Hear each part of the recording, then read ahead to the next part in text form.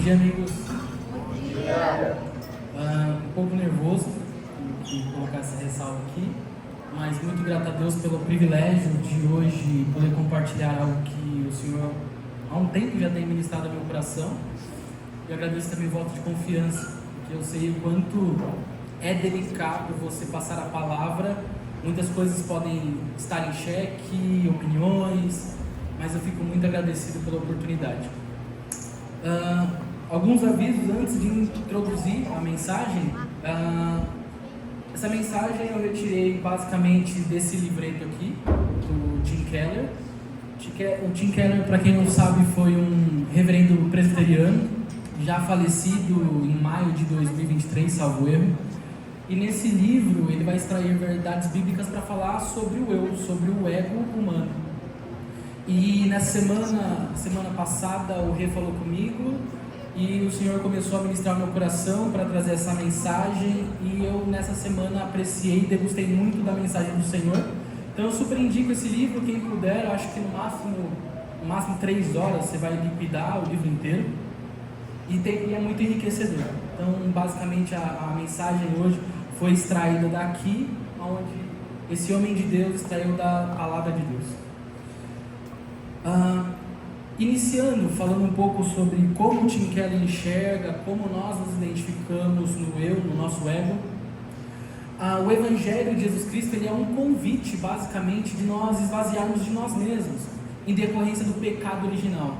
Em Gênesis 3, lá no versículo 15, salvo erro, o autor vai nos trazer à tona aquilo que aconteceu com o homem a partir da ruptura que havia na comunhão com Deus.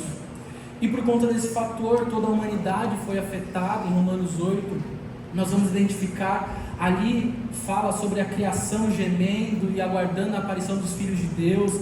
Há uma dor na humanidade. Nós vemos claramente que nós precisamos de Deus. Sistema, aquilo que a gente enxerga tem uma ruptura, e nós precisamos de Deus essencialmente, e o pecado denegriu todas essas coisas.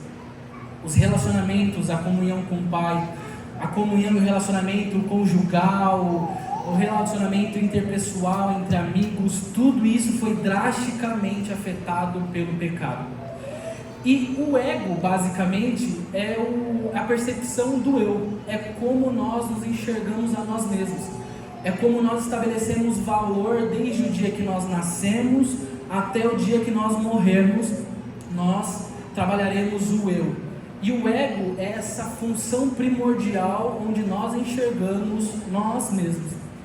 E por conta do pecado, o ego também foi afetado. Essa percepção de valor que o homem tem de si mesmo foi desalinhada. Nós entramos num desequilíbrio. E por conta desse fator, nós precisamos de graça divina. E o que é latente no livro que o Tim Keller escreve e traz à tona é que o ego, ele passa por várias fases. Todavia, portanto, porém, nós precisamos nos enxergar à luz de Cristo, porque nós somos novas criaturas. E basicamente, quando nós olhamos para o ego não é algo essencialmente ruim, muito pelo contrário. Ele pode ser também um ponto focal onde Deus deseja trabalhar no nosso coração.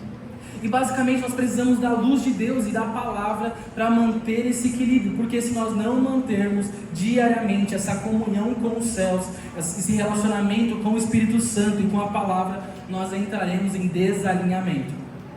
E por que nós estamos falando isso?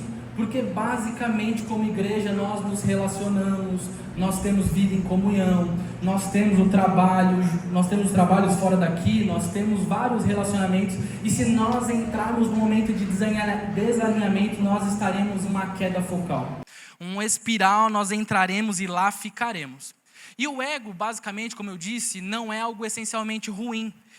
Ele é bom, porque em alguns momentos também nós precisaremos defender o valor que nós aprendemos, que nós recebemos como educação dos nossos pais, que nós recebemos junto aos nossos irmãos nas igrejas, que nós recebemos na igreja caseira, aqui no culto público, nós precisaremos em algum momento defender esse valor que também é essencial. Só que o ego, ele basicamente estando desalinhado, ele vai causar problema para o relacionamento da igreja, o relacionamento interpessoal, o relacionamento consigo mesmo, você vai ter problemas. E o Tim Keller, basicamente, ele vai trazer aqui, nessa perspectiva do ego desalinhado, ele vai trazer justamente o trabalho e os pontos focais que precisam ser trabalhados. E um primeiro ponto que um ego desalinhado tem é ser vazio. Quando nós estamos com um ego desalinhado, nós somos essencialmente vazios.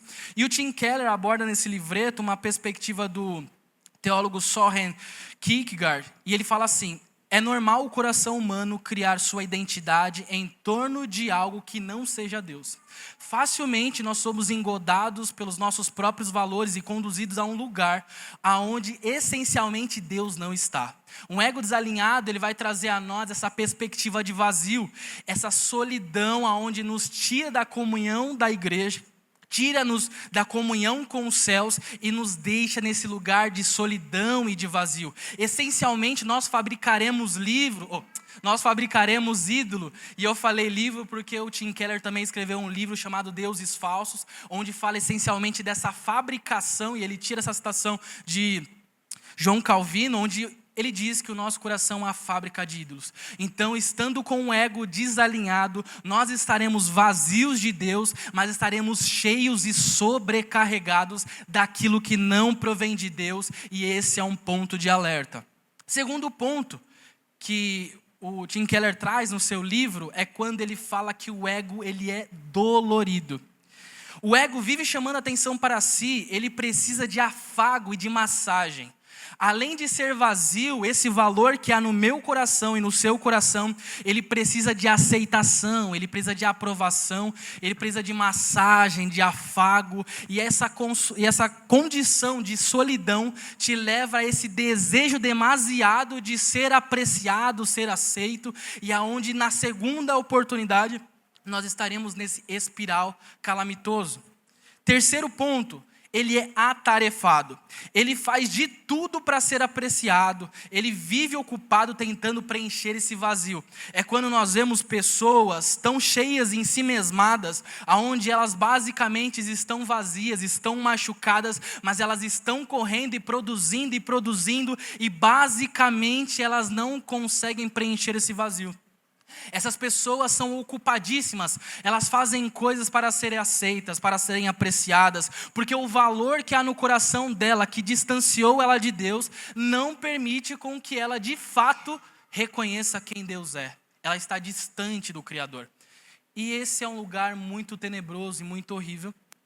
E por fim, o quarto ponto que o Tim Keller abraça o ponto, ele fala que o ego ele é frágil. Esse desalinhamento que nós falamos do ego, basicamente, ou ele vai ser para mais ou para menos. É quando nós vemos uma pessoa que ela tem a autoestima muito elevada, ou ela tem a autoestima baixa. É quando a pessoa está tão desalinhada e qualquer coisa que você disser para ela, basicamente vai ferir, porque ela está inflamada, ela está machucada. Deus nos guarde de estar nesse lugar, mas se nós estivermos nesse lugar hoje, eu creio que o Espírito Santo pode ministrar o nosso coração e trazer a luz da verdade, nos colocar essencialmente no centro da sua vontade. Até aqui todo mundo entendeu, irmãos? Glória a Deus por isso. Então, basicamente, quando nós enxergamos isso, o Tim Keller vai falar que é como se o ego inflado, ele é como se fosse um balão, onde tudo e todos podem essencialmente estourar. Basicamente, irmãos, isso é um lugar onde nós chamamos as pessoas hoje, carinhosamente ou não, de pessoas mimizentas. Pessoas essencialmente frágeis, pessoas essencialmente doloridas, pessoas que não recebem de forma alguma correção, admoestação, e quando recebe, basicamente dentro do coração dela, ela faz uma leitura de si mesma e fala: eu sou muito melhor do que essa pessoa para estar recebendo essa correção. E esse lugar, eu acredito que todos nós já passamos um dia ou estamos passando, e o nosso coração, muito pelo contrário, deve ser sujeito à voz do Espírito. E as pessoas basicamente, quando elas escutam mensagem, elas escutam correções, e o ego dela está tão carregado, tão inflado, ela não consegue fazer uma leitura honesta de tudo, e ela acha que ela está sendo atacada por tudo e por todos. E essa pessoa essencialmente ela só está machucada, ela só não tem a leitura de si mesma. E o Evangelho vai dizer, e vai trazer-nos um convite de esvaziarmos de nós mesmos. E aí, quando a gente faz essa leitura, basicamente o que eu penso de mim não deveria, como cristão, não deveria essencialmente guiar o meu nariz. Então as pessoas ao meu redor deveriam ditar o que eu faço, o que eu penso. E o Tim Keller também no seu livro vai dizer que não. Essencialmente, no capítulo 1, salvo eu, o Tim Keller vai trazer a nós a sensibilidade e o dever do autoesquecimento. É quando nós não conseguimos lidar com as nossas emoções e o nosso eu, ou seja, os nossos valores estão corrompidos, e aí nós correremos para que as pessoas ao nosso redor dite aquilo que nós precisaremos fazer, e nesse momento, mais uma vez, sendo machucados pelos nossos amigos e essa sociedade, basicamente nós não encontraremos conforto nenhum. Então, basicamente, irmãos, o convite do Evangelho é você esvaziar-se de tudo isso e você reconhecer aqui agora a cruz de Cristo. É através da cruz aonde o seu balizador não será mais o seu valor, o teu balizador não será mais o que as pessoas falam de você, seja bom ou seja mal, mas a cruz de Cristo, a obra de Jesus na cruz, quando você lidar com a sua consciência e lembrar que Jesus entregou a si mesmo por você, ainda sendo pecador, basicamente o seu coração e o meu precisa ferver nesse momento e encontrar no teu coração o espaço para aquele vazio que toma conta e posse do teu coração ser preenchido por Deus, pelo Espírito da vida, aquele que ministrou salvação, mesmo nós ainda não merecendo. E o apóstolo Paulo corrobora com essa ideia. Basicamente, a gente encontra agora com essa pergunta do que eu devo fazer, para onde eu vou correr. O apóstolo Paulo, na primeira carta aos Coríntios, lá no capítulo 4, no versículo 3, ele fala assim: pouco me importa ser julgado por vocês, ou por qualquer tribunal humano. De fato, nem eu julgo a mim mesmo, embora em nada minha consciência me acuse, nem por isso justifico a mim mesmo. O Senhor é quem me julga. Inclina os seus olhos, feche os seus olhos, vamos orar. Pai, nesse momento nós te engrandecemos pela beleza do teu evangelho e por quem tu és. Nós te rendemos graças, ó Senhor, porque através da tua palavra o Senhor pode ministrar o nosso coração e limpar-nos do vazio, Pai, dessa dor, dessas tarefas, dessa fragilidade. É somente o Senhor, e nós rogamos nessa manhã que eu, como pregador, não seja pedra de tropeço para os meus irmãos, mas que eles sejam encorajados pela tua palavra e pela mensagem do evangelho, e que o Senhor, por fim, seja glorificado em nome de Jesus. Glória a Jesus. Irmãos, quando nós lemos esse capítulo, basicamente, o que Paulo está falando? A igreja dos Coríntios basicamente estava deixando de valorizar o ministério apostólico do apóstolo. Naturalmente, ele, por ter sido chamado por Deus em Atos 9, na revelação que ele teve de Jesus no caminho de Damasco, ele poderia, naquele momento, pensar de si mesmo, pensar quem ele era, porque ele conhecia a voz daquele que apareceu para ele no caminho de Damasco.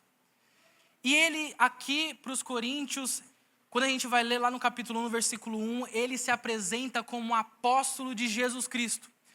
Os irmãos de Corinto basicamente repudiavam o ministério de Paulo, naquele momento desprezava, e Paulo basicamente deu uma carteirada.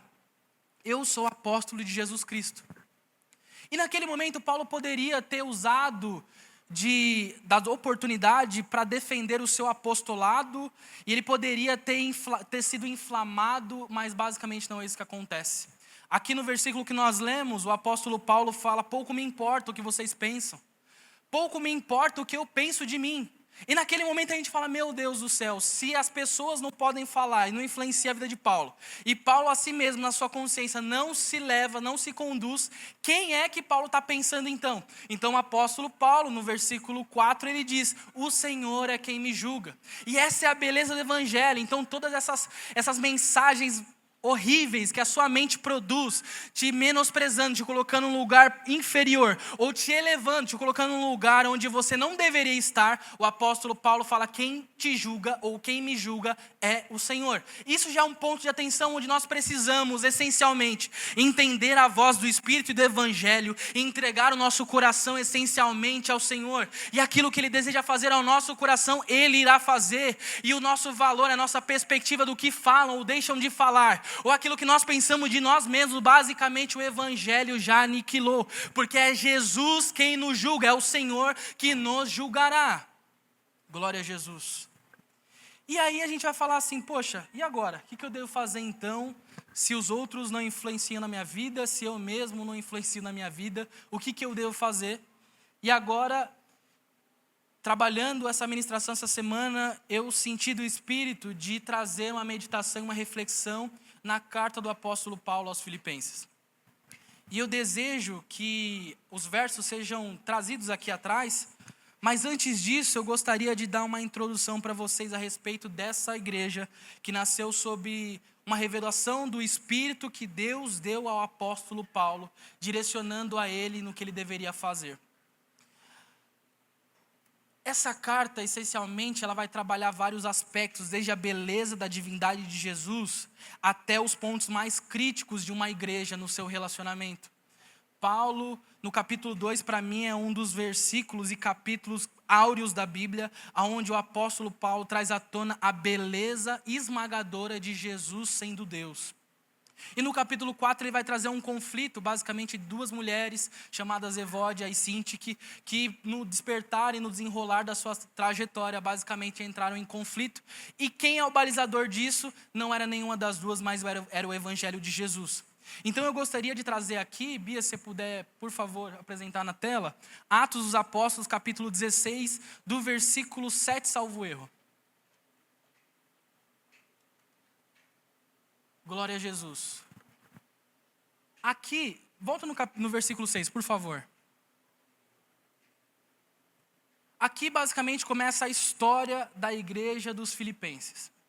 Paulo estava essencialmente comissionado pelo Espírito a pregar o Evangelho, um desbravador, um homem que ia impulsionado pelo Espírito Santo e carregava um companheiro junto a ele, e basicamente o seu coração era pregar as boas novas de Jesus. E Paulo, impelido pelo Espírito, pregando a mensagem do Evangelho, o texto vai dizer para nós: Paulo e seus companheiros viajaram pela região da Frígia e da Galácia, tendo sido impedidos pelo Espírito Santo de pregar a palavra na província da Ásia. Paulo desejava ir à Ásia, pregar o Evangelho, e nós vemos aqui nesse versículo que o Espírito Santo o impediu. Muitas das vezes nós desejamos fazer coisas que essencialmente estão alinhadas com o projeto de Deus, mas ainda não é tempo, ainda não é a vontade do Espírito. Nessas últimas mensagens, nessas últimas semanas, os meninos trouxeram aqui um sentimento que tem jorrado no coração deles, de entrarmos numa estação onde o Espírito Santo governe as nossas ações, os dons de Deus sejam ministrados no seio da igreja, e nós sentimos do Espírito esse mover, e essencialmente Ele vai fazer o que Ele quiser fazer. Ele nos conduzirá ou deixará de nos conduzir, mas tudo para a glória de Jesus. E quando falo deixar de nos conduzir, é nos impedir quando nós formos além do que Ele deseja realmente. Versículo 7, Bia, por favor. Quando eles chegaram à fronteira da Mísia, tentaram entrar na Bitínia, mas o Espírito de Jesus os impediu.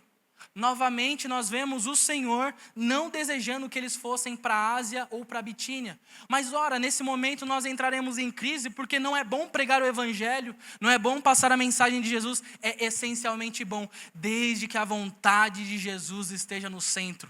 Desde que Ele esteja apontando para uma direção. Se Ele não desejar nós não iremos. Se Ele não desejar que nós não subamos o monte, nós não subiremos. Mas Ele mandar nós irmos, nós iremos. E essa é a beleza do Evangelho daquele que é nascido de novo. Como Ele fala, Jesus fala para Nicodemos no capítulo 3 de João, Ele fala que o Espírito vem e vai, come e faz como Ele quiser. E é isso, essa é a beleza, é onde nós não somos mais conduzidos por nós mesmos, mas nós temos o senhorio de Jesus. No versículo 8, por favor, Bia. Então contornaram a Mísia e desceram a Troade. E agora entra no versículo 9. E nós vemos o Senhor entrando em ação como Ele sempre entra. E aqui nós vemos durante a noite, Paulo teve uma visão na qual um homem da Macedônia estava em pé e lhe suplicava: passa a Macedônia e ajuda-nos, glória a Jesus. E é tão maravilhoso quando nós abrimos o nosso coração para o Espírito Santo nos conduzir, e nesse momento Ele toma posse da nossa consciência, e mesmo numa noite vem sob o Espírito uma revelação, uma visão, e nós vemos irmãos necessitando de oração, e aqui como o apóstolo viu, ele necessitou de uma revelação do Espírito, e vindo o homem, trazendo a mensagem para ele, pedindo ajuda, ele foi acometido dessa beleza. Irmãos, nessa manhã que o nosso coração possa ser encorajado a viver uma vida prática com o Espírito Santo, uma vida diuturnamente em oração, em devoção, em jejum, buscando o Senhor essencialmente, para que a nossa alma e o nosso espírito possam ser corroborados com essa obra do Evangelho. Glória a Jesus. E agora, irmãos, basicamente, por favor, Bia, abra em Filipenses no capítulo 1. Irmãos, até aqui nós vemos que o Espírito Santo foi conduzido a Paulo na sua jornada. E quando o Espírito Santo impediu, e o Espírito de Jesus também o impediu, Paulo com seu ego poderia falar: eu conheço essencialmente a vontade de Deus. Ele poderia ter ultrapassado os limites determinados pelo Espírito Santo. Muito pelo contrário, ele foi impedido e ficou impedido. Ele foi impedido e ficou paralisado. Estar paralisado não essencialmente é ruim, irmãos. Se o Senhor não mandou avançar, essencialmente fique parado. Espere o avanço que o Espírito Santo te direcionará. Basicamente, essa é a vontade do Espírito Santo na nossa vida. E o apóstolo Paulo chega, lá no capítulo 16 também de Atos, ele chega lá em Filipos, e naquele momento, enquanto ele estava pregando o evangelho, uma mulher chamada Lídia, comerciante, vendedora de púrpura, essa mulher recebeu o evangelho de Jesus no seu coração, e pelo evangelho de Jesus nasceu uma igreja na casa dela, onde ela foi concedida sob a revelação do Espírito. Olha que beleza do evangelho, quando alguém espera o avançar do Espírito, obras acontecem, igrejas nascem, revelações são pregadas, o Espírito de Jesus é revelado, e essa mulher e a sua família foram alcançadas por Jesus, glória a Deus nas alturas. E naquele momento Paulo encontra uma menina que era possessa de espírito e manda o espírito imundo embora, e ele é preso. E ele estando na cadeia, Paulo e Silas ministrando ao Senhor de um puro e sincero coração. Naquele momento, a revelação do Espírito está ministrando o coração deles. Eles estão cantando, louvando ao Senhor. E acontece um terremoto dentro daquela cadeia. Os alicerces são abalados e naquele momento as cadeias caem. E o apóstolo Paulo e Silas estão livres. E naquele momento, todos aqueles que estavam ao redor ouvindo Paulo cantar. E o carcereiro vendo tudo aquilo, quando ele levantou a mão para tirar a sua própria vida, Paulo estende a voz e diz: não faça tal, nós estamos aqui. Irmãos, que beleza é nesse evangelho. Impedido pelo Espírito Santo, Paulo chega naquele momento ali em Filipos e começa a bradar cânticos espirituais, cânticos ao Senhor, louvores ao Senhor, e a mensagem de Jesus, ela chega aos corações. Lídia e a sua família foram alcançados, o carcereiro e a sua família também foram convertidos por essa mesma mensagem poderosa. Irmãos, é possível a gente enxergar a beleza de Jesus nas Escrituras, através do que Ele tem trazido ao nosso coração, porque é Ele que faz, é Ele que determina as estações, é Ele que nos conduz a um lugar de submissão. Então essa igreja nasce, cristãos são convertidos, se reúnem, e agora o apóstolo Paulo serviu ao propósito de Jesus, e Paulo tinha um ministério itinerante, parte dele era itinerante, ele pregava, ia, e pregava, e plantava, ia. E depois de ter plantado essa igreja na região de Filipos, na Macedônia, ele parte. E passado algum tempo, Paulo tinha um sentimento muito genuíno e muito amoroso com essa igreja que nasceu, sob uma revelação do Espírito de Deus. E Paulo, muito tempo depois, envia uma carta a essa igreja. Essa carta, meus amados, pode ter sido escrita ali por volta da década do primeiro século, no ano 50 a 60. Paulo, estando em uma das suas prisões, e aqui para longe de qualquer questionamento, eu não quero frisar ou marcar qual era a prisão, mas Paulo estando aprisionado, o Espírito de Jesus, o Espírito Santo tinha livre curso. Paulo, mesmo estando preso em cadeias, o Espírito de Deus tinha livre curso em sua vida. E ele inicia uma carta à igreja dos Filipenses, aos irmãos queridos. E essa carta também tinha um propósito. O Gá trouxe aqui há pouco essa questão sobre doar aquilo que nós temos como recursos financeiros, tempo. Irmãos, Paulo também envia essa carta aos Filipenses para agradecer uma grande coleta que esses irmãos em Cristo tinham enviado. Depois vocês podem tomar nota, em 2 Coríntios capítulo 8, basicamente Paulo dá testemunho aos coríntios da igreja dos macedônios.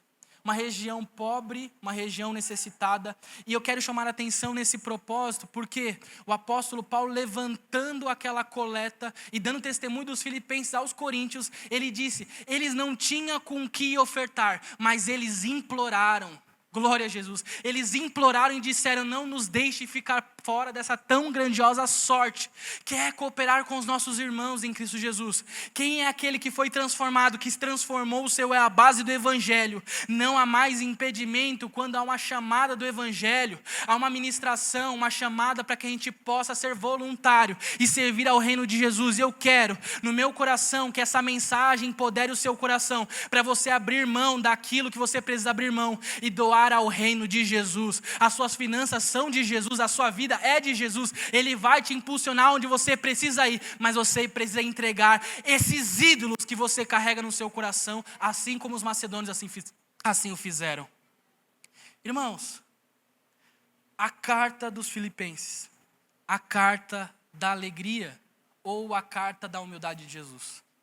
A palavra alegria ou regozijo aparece nessa carta por menção de Paulo 15 vezes aproximadamente, salvo eu, são 15 vezes. É uma carta onde o apóstolo Paulo estava preso, provavelmente ele estava preso em Roma, e é um compilado de cartas que Paulo faz. Ele escreve a carta aos Colossenses, aos Efésios, a Filemon e também aos Filipenses. Esse compilado de cartas Paulo escreve em cadeias.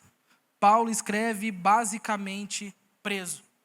E um homem cuja presença estava preso, basicamente o apóstolo Paulo fala sobre alegria. É um contrassenso para o nosso cristianismo moderno.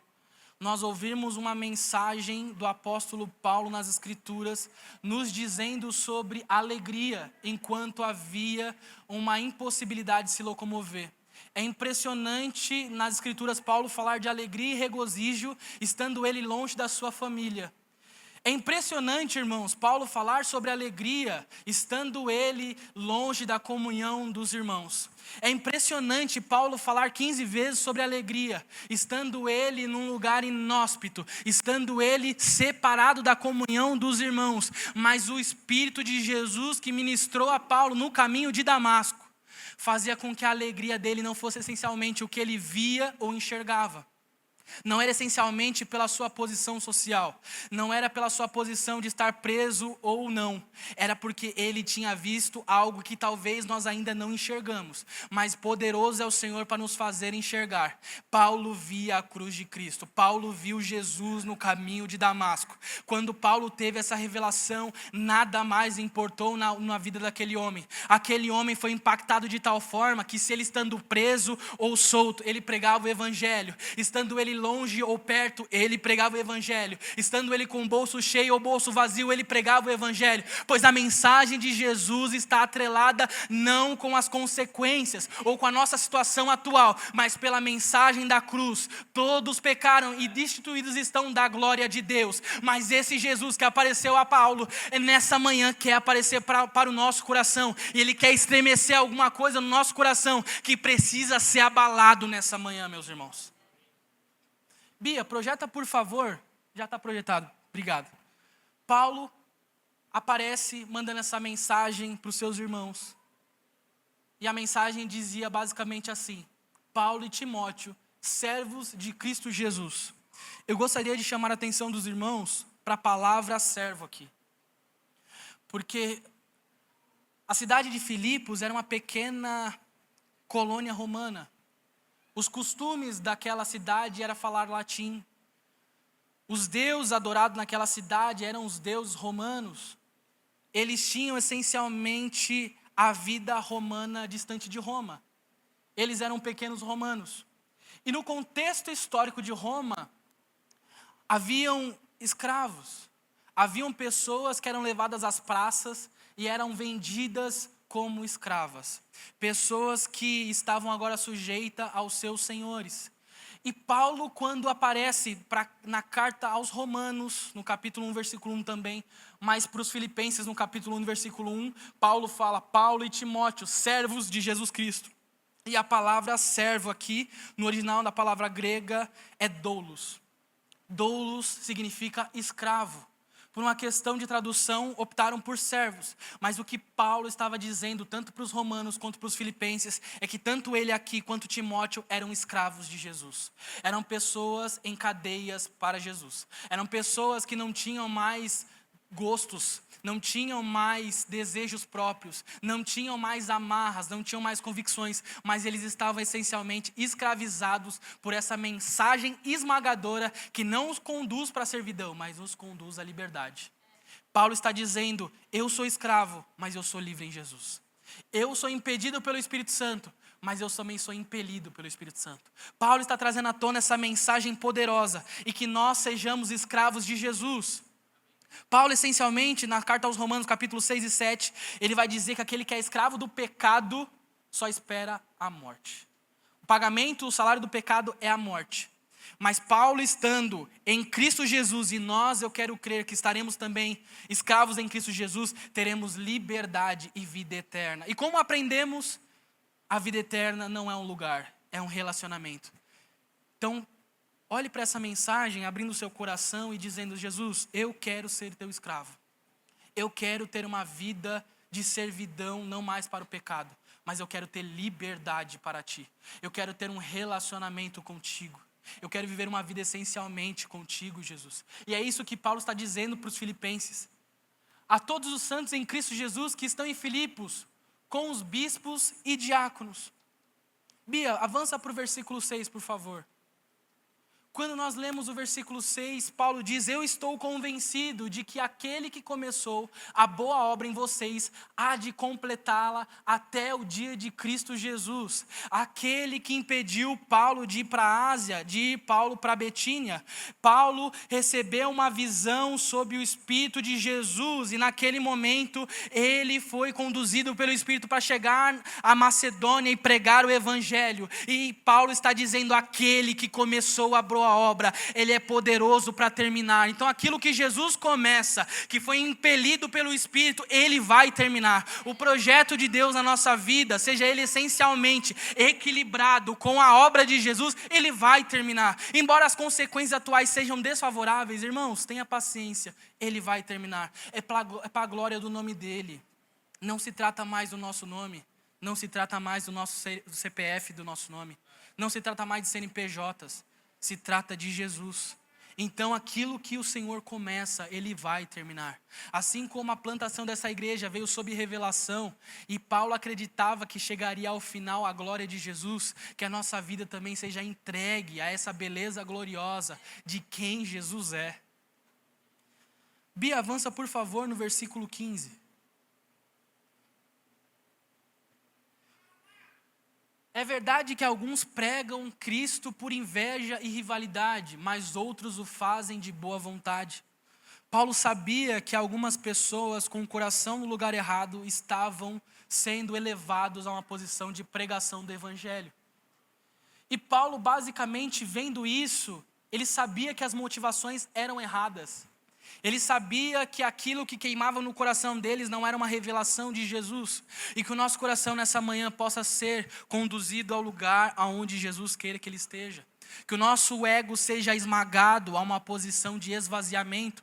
E que o nosso coração seja conduzido ao lugar correto da presença do Senhor. Meus irmãos, que beleza há no Evangelho que nós não vemos, que o nosso ego ultrapassa todas essas coisas, a nossa autovalorização suplanta aquilo que Jesus tem feito, mas que caia por terra nessa manhã. Que a gente possa olhar essa beleza que Paulo está falando sobre Jesus.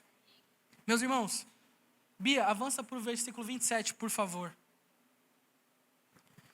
Paulo tanto entendeu essa mensagem e o coração dele, e as motivações do coração deles era boa, tanto que ele fala: não me importa o que aconteça, vivam de maneira digna do evangelho de Cristo, para que assim, quer eu vá e os veja, quer apenas ouça ao seu respeito na minha ausência, fique eu sabendo que vocês permanecem firmes em um só espírito, lutando unanimemente pela fé evangélica. Meus irmãos, Paulo sabia exatamente que não era o que ele fazia ou que deixava de fazer.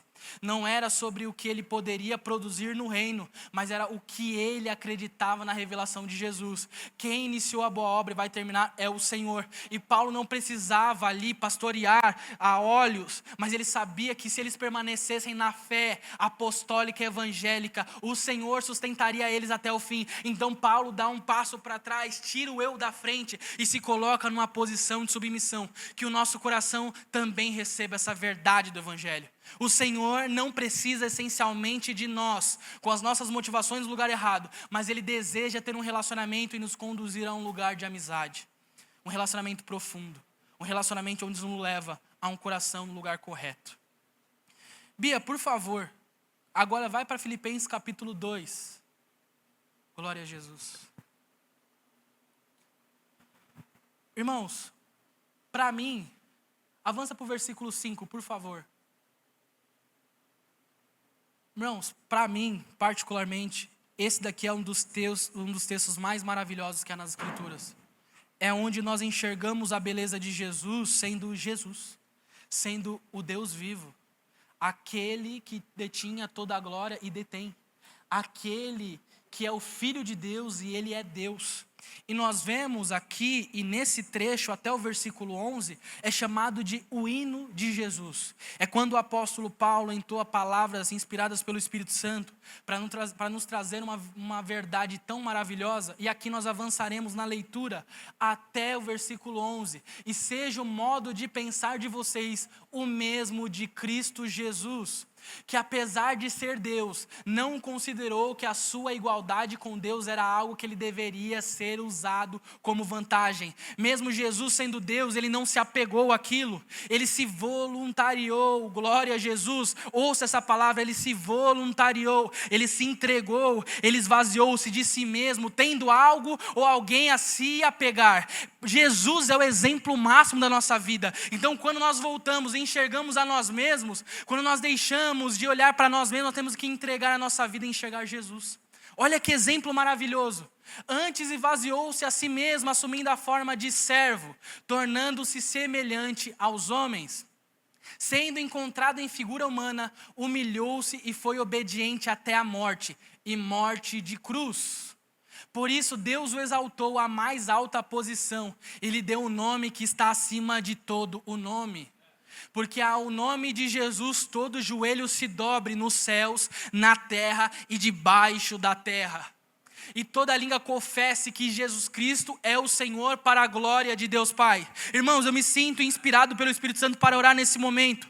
Jesus, faça o nosso coração semelhante ao teu. Pai, ensina-nos ao exemplo de Jesus, a não se apegar a nada, mesmo nós também tendo algo a se apegar. Seja dinheiro, seja posição social, seja casa, seja carro, seja família. Jesus, esvazia o nosso coração, nós precisamos de Ti. Balança aquilo que precisa ser balançado, abala aquilo que precisa ser abalado. Jesus, nós queremos ser como o Senhor.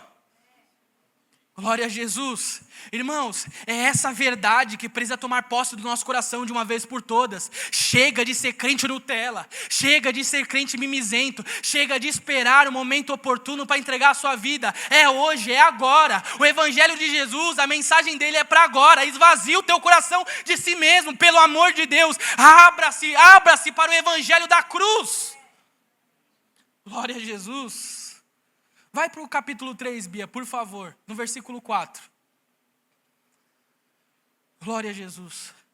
Paulo, assim como Jesus, Paulo toma um exemplo de Jesus. E ele também esvazia de si mesmo.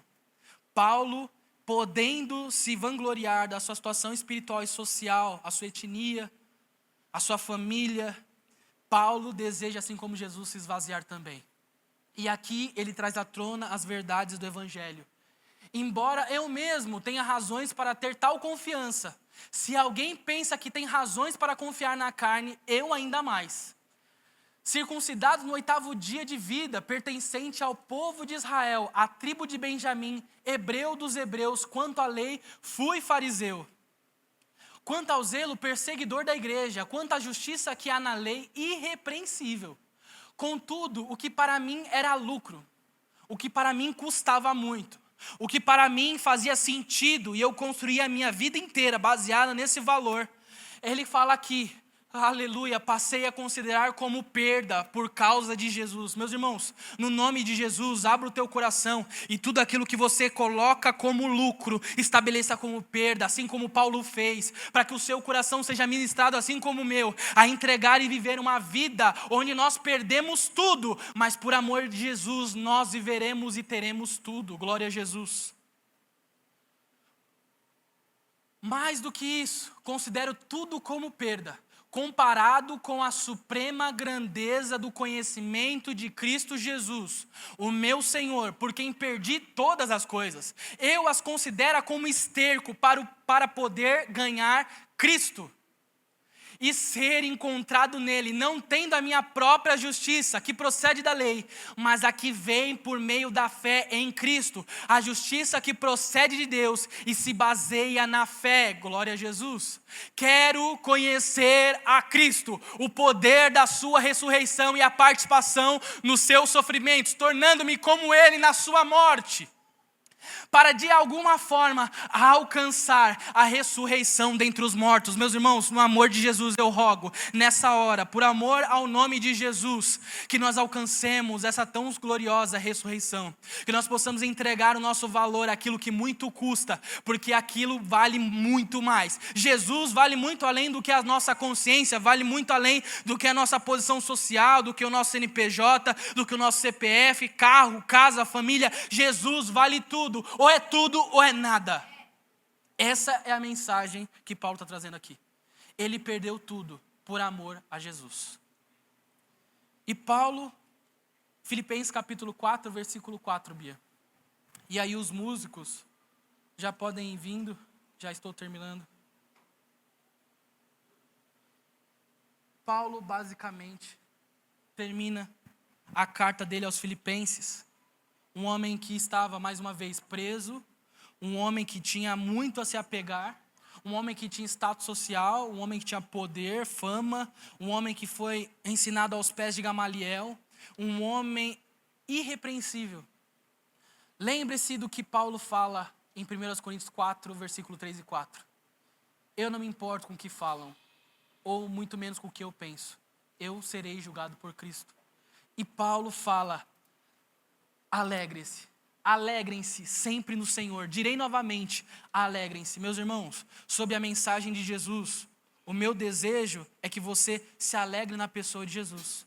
Que você talvez não está preso como Paulo, não está afastado dos irmãos, não está numa posição inóspita, não estava sem recursos preso, não estava amarrado. Mas assim como Paulo, meu desejo é que o seu coração se abra para essa verdade. Alegre-se no Senhor. Novamente, alegrem-se.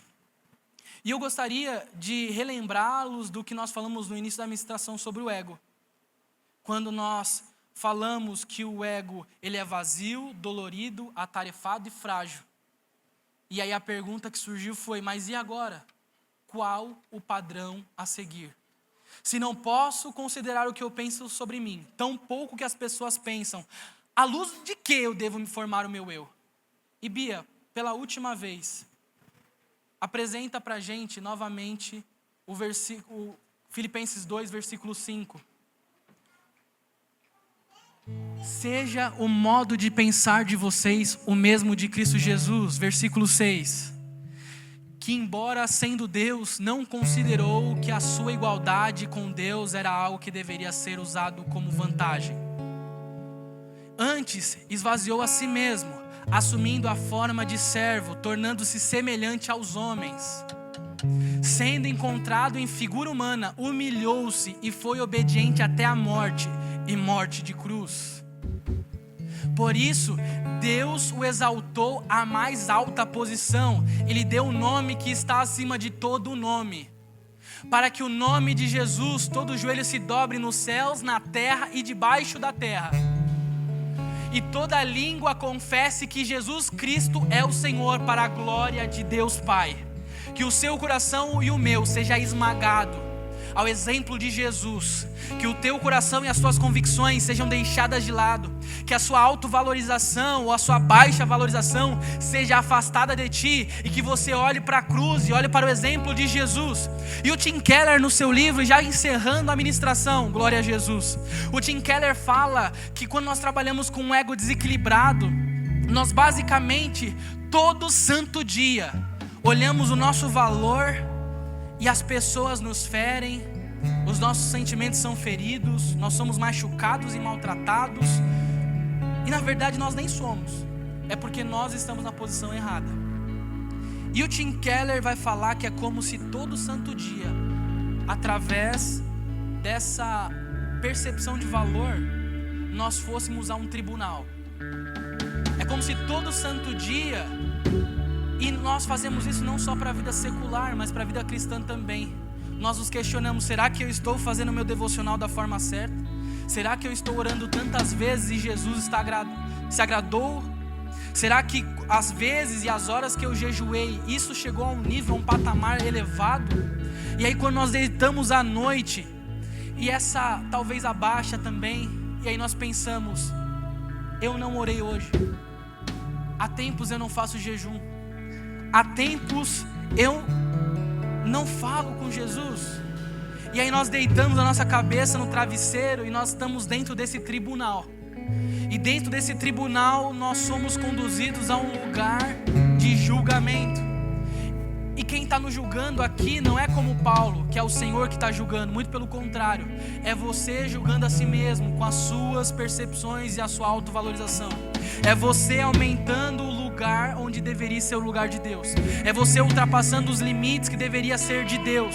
Aonde você poderia ser impedido de orar, porque você deveria cuidar da sua família, porque você deveria cuidar da sua esposa, ou você deveria de fato orar. E nessa noite, deitado nesse tribunal, a sua cabeça, o Tim Keller fala: você está passando por angústia, porque você está julgando a si mesmo, e esse julgamento não é reto.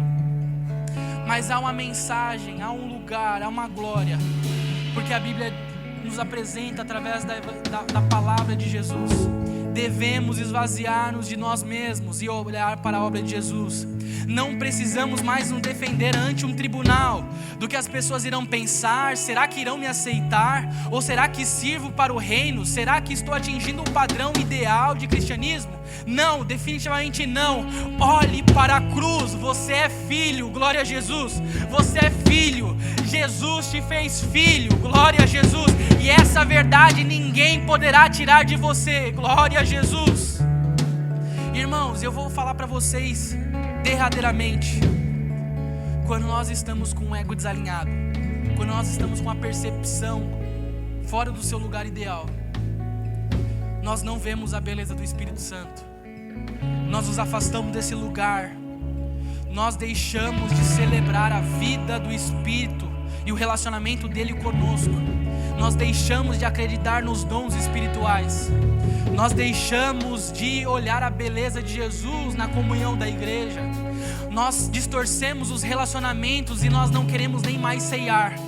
Nós deixamos de olhar para a beleza do Espírito Santo porque o nosso ego está tão inflado, está tão inflamado, que o dom de Deus não tem mais espaço na nossa vida. E quando um irmão alça a voz em línguas, nós viramos sommelier do dom de línguas. Quando o irmão toma voz em expressão de louvor, nós avaliamos se de fato esse irmão está em Cristo Jesus para se entregar desse modo. E quando nós estamos desalinhados, o nosso ego está desalinhado, nós não conseguimos mais a voz do Espírito. E nós voltamos a esse tribunal toda santa noite. E eu quero que esse sentimento do diabo caia por terra em nome de Jesus. Porque é uma verdade bíblica para você e para mim, para nós nessa manhã. Em Romanos capítulo 8, versículo 1 diz assim: portanto não há mais condenação para os que estão em Cristo Jesus, que não andam segundo a carne, mas segundo o Espírito. Irmãos, essa é a verdade que precisa cometer o teu coração e o meu coração. Não há mais tribunal, não há mais julgamento de si mesmo. A glória é de Jesus e para Jesus. Celebre Jesus nessa manhã, dê glória ao teu Deus. Louve ao Senhor em meio às ministrações, cante, fale línguas, ore ao Senhor. Celebre a vida de Jesus, saia desse tribunal de uma vez por todas. Quebre, fure essa bexiga, glória a Jesus. Fure esse balão, para que você possa acessar as verdades do Evangelho de Cristo Jesus. E você possa ter os olhos cativados pelas chamas de fogo de Jesus. Ele vai voltar, Ele vai voltar. Ele voltará, essa é a mensagem derradeira. Ele voltará e enxugará todas as nossas lágrimas. Que a graça do Senhor Jesus Cristo seja com o espírito de todos vocês. Feche seus olhos, vamos orar.